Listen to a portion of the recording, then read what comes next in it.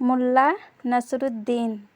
सालों पहले एक भिखारी नंदानगरी में भूख से तड़पने के कारण खाने के लिए कुछ मांग रहा था। तभी उसे एक व्यक्ति कुछ रोटियां दे देता है।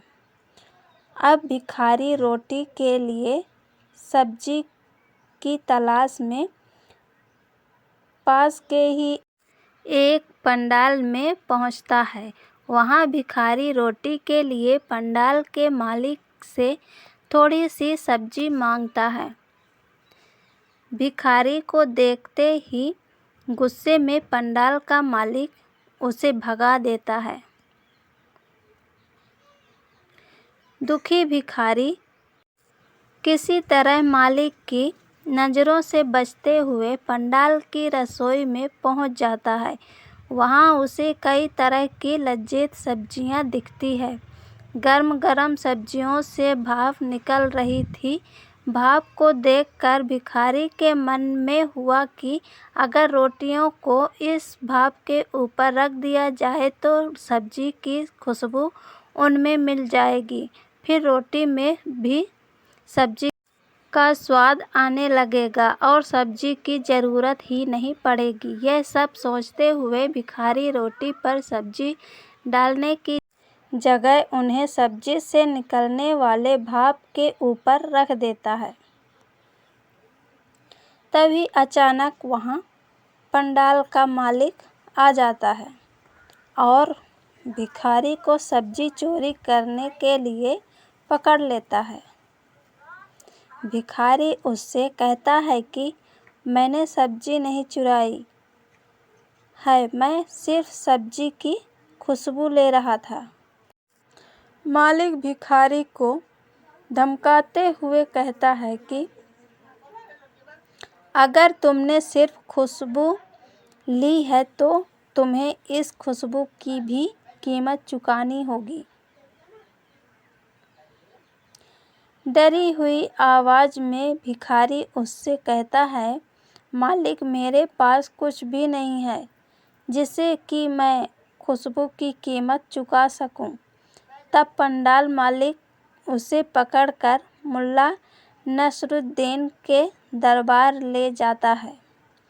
मुल्ला नसरुद्दीन पंडाल मालिक और भिखारी की बातों को गौर से सुनते हैं। दोनों की बातें सुनने के बाद मुल्ला कुछ देर सोचकर पंडाल मालिक से कहते हैं कि तुम्हें अपनी सब्जी की खुशबू के बदले पैसे चाहिए। पंडाल मालिक कहता है, जी हाँ।